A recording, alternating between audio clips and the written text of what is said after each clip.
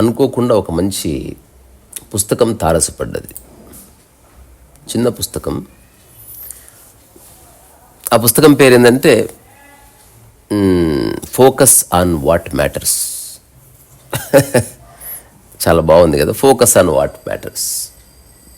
అంటే ఏది అత్యంత ఆవశ్యకమో దాన్నే చూడు, దాని గురించి ఆలోచించు అని.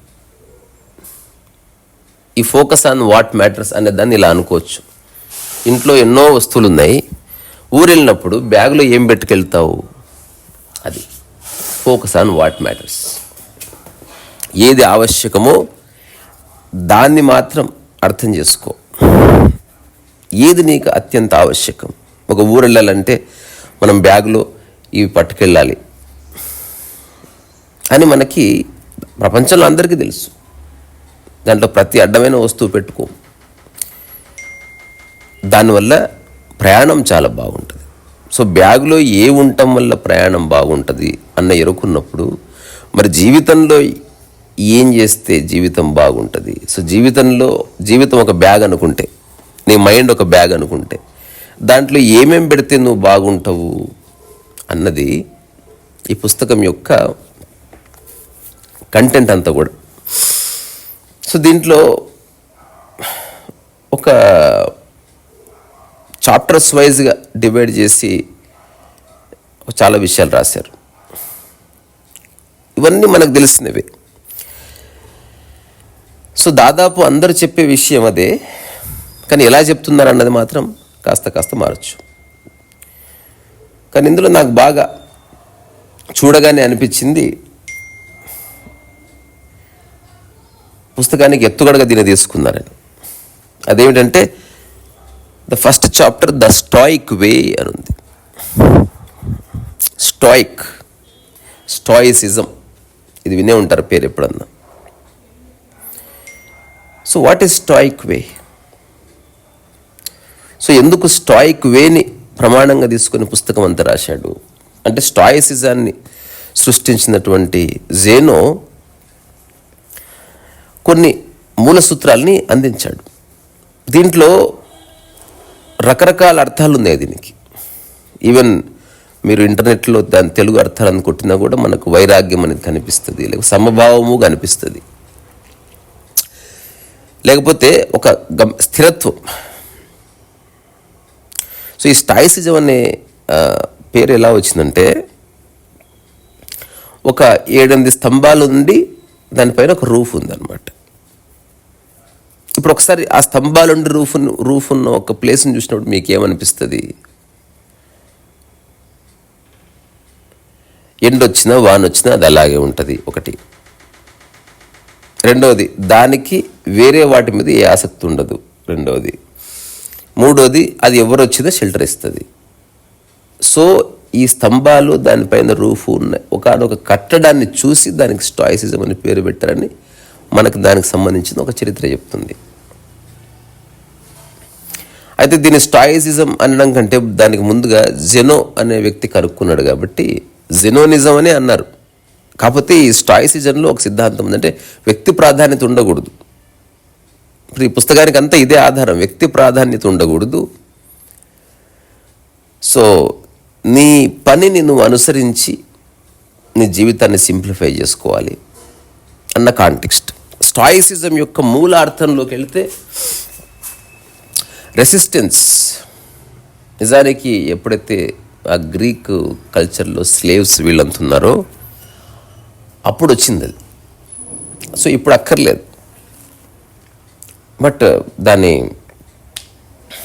Underlying concept is quite simple. ఏది ఏమైనా స్థిరంగా ఉండు, సందర్భం ఏదొచ్చినా సరే స్థిరంగా ఉండు. సో నీ చుట్టుపక్కల 100 మంది ఉన్నారు, నీ కుటుంబ సభ్యులే ఉన్నారు. సో మన మధ్య ఉన్న సంబంధానికి ఆస్తులు లేకపోతే ప్రాపర్టీస్, మనీ ఇవేవి అడ్డు రాకూడదు అని తత్వం బోధిస్తుందని చెప్తారు అనమాట. ఇది ఒక ఏమంటారు, విస్తృతమైన అర్థాలున్న ఒకనొక భావజాలం. సో అట్లాంటి భావజాలం గురించి చెప్తూ ఇలా ఉండండి జీవితంలో, అప్పుడే మీరు జీవితంలో అనుకున్నది మీ జీవితంలోకి వెల్కమ్ చేయగలరు. మీ మనసు అనే బ్యాగులో ఏది అవసరమో దాన్నే పెట్టుకోగలరు. ఇది ఫస్ట్ చాప్టర్. సెకండ్ చాప్టర్లో ఇది మనందరికీ తెలిసిందే. నాకు తెలిసి this phrase used by thousands of people. In particular Zen నుంచి వచ్చింది ఇది, the art of letting go. అంటే ప్రతిదాన్ని నియంత్రించకు. ఎంత నియంత్రిస్తే అంత మైండ్ అనేది తెలుస్తూ ఉంటుంది. నియంత్రిస్తున్న కొద్దీ కోపం వస్తుంది.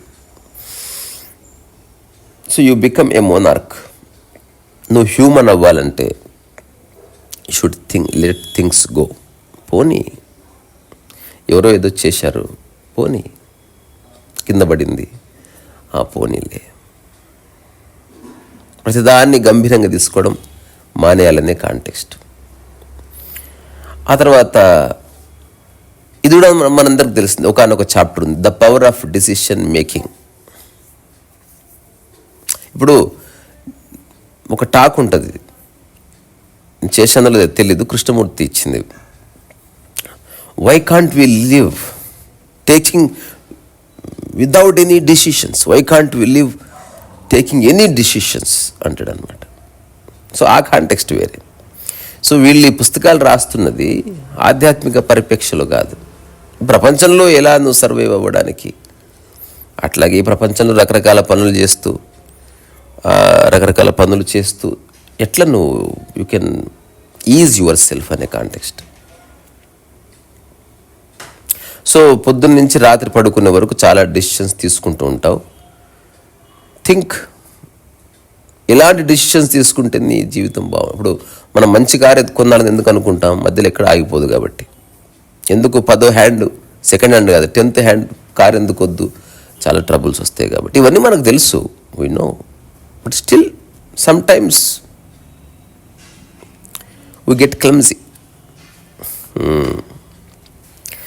తర్వాత ది మోస్ట్ ఇంపార్టెంట్ నాకు బాగా నచ్చింది ఏంటంటే the benefit of writing. So మనం ఊరికే మాట్లాడుతున్నాం, మెల్లమెల్లగా బాడీ చేసే పనులు తగ్గుతూ వస్తున్నాయి. కారు కనుక్కోవడంతో నడక వెళ్ళిపోయింది. ఈ టెక్నాలజీ రావడంతో రాయడం తగ్గిపోయింది. We are just typing. అలా టైప్ చేసి we all became one type of people. Diversity పోయింది. సో రాయడం అంటే జస్ట్ ఏదో ఒక పుస్తకమో లేకపోతే ఒక క్రియేటివ్గా రాయడం వల్ల నీ మైండ్ తెలుస్తుంది, నీకు మాట్లాడితే తెలియదు. సో ప్రపంచంలో చాలామంది intelligent people they have return. మీకు తెలుసా, రమణ మహర్షి కూడా తన స్వహస్తాలతో చాలా రాశాడు. రాయాలి ప్రతి ఒక్కరు. రాస్తున్నప్పుడు నీ యొక్క నరాలు, నీ కండరాలు, నీ మెదడు, నీ గుజ్జు, నీ ఇంటెలిజెన్స్ అదంతా కలిపి. నేను ఎప్పుడో ఆత్మదర్శనం గురించి ఈ స్టేట్మెంట్. సో నేను ఒక పండు అనుకో, ఆ పండును పిండితే వచ్చిన రసం, ఇంకోటి ఆ పండుని ఆనందంగా పిండితే వచ్చిన రసం ఆత్మదర్శనం అన్నమాట. అట్లా బీ క్రియేటివ్ అని చెప్పే ఒక కాంటెక్స్ట్ ఉంది. ఇంకొక ఇంట్రెస్టింగ్ చాప్టర్ ఉంది, ద జాయ్ ఆఫ్ సింప్లిసిటీ. ఇవన్నీ మనకు తెలిసింది. ఈ ఆధార చెప్పాలా? ఎన్నిసార్లు చెప్పినా అది మనం ఆచరించినంత వరకు అది మనకు తెలియనట్టే. సో ఈ పుస్తకం రాసిన డేరియస్ ఫురాక్స్ ఒక యంగ్ పర్సన్, ఒక business student, probably from the west. So ఆ వెస్ట్లో ఉన్న వాళ్ళందరికీ ఈ తరహా ఇన్ఫ్లుయెన్స్ ఉంటుంది. బట్ ఎవరు మంచి చెప్పినా తీసుకోవాలి, అదైతే క్లియర్. సరే 1000 సార్లు వింటున్నాం, వచ్చింద పాట. ఇప్పుడు చాలామంది ఎన్ని పాటలు వింటారు, ఒక్క పాట అన్న పూర్తిగా వస్తుందా? నిజంగా క్రాస్ చెక్ చేసుకోండి. ఏదైనా నచ్చిన పాట పూర్తిగా ఎప్పుడన్నా పాడుకున్నారా? ఇన్స్ట్రుమెంట్ లేకుండా దాని సాహిత్యం అర్థం తెలుసుకుంటూ బాగుంటుంది. అట్లా ఎన్నో బ్యూటిఫుల్ సాంగ్స్ ఉన్నాయి. బ్యాగ్ని ఎట్లా ఫిల్ చేసుకుంటారో లైఫ్ని ఎట్లా ఫిల్ చేసుకోవడం అనే కాంటెక్స్ట్ నేను ఇస్తున్న దీనికి. అంటే ఏమంటారు, ఇది ఫోకస్ ఆన్ వాట్ మ్యాటర్స్ అనే దానికి ఇది నా అనాలజీ. ఈవెన్ థంబ్నెయిల్ మీద కూడా అదే పెడతా. ఫోకస్ ఆన్ వాట్ మ్యాటర్స్ అంటే focus what is important to you. ఆ తర్వాత ఇంకా చాలా చాలా పవర్స్ రాశాడు మహానుభావుడు. ద పవర్ ఆఫ్ గ్రాటిట్యూడ్ అంటే కృతజ్ఞతగా ఉండడం మర్చిపోవద్దు.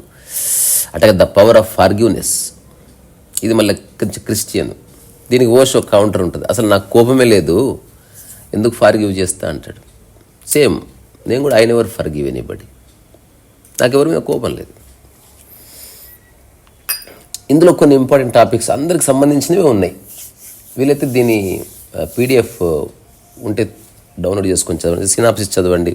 ఇంకోటి, ఈ పుస్తకం అతను రాసిన చదవక్కర్లే, ఈ పదాలను పట్టుకుంటే చాలు. ద పవర్ ఆఫ్ ఫార్గివ్నెస్, క్షమించడం అనేది జస్ట్ దాన్ని కళ్ళు మూసుకుని ఆలోచిస్తే మనకి చాలా ఐడియాస్ వస్తాయి.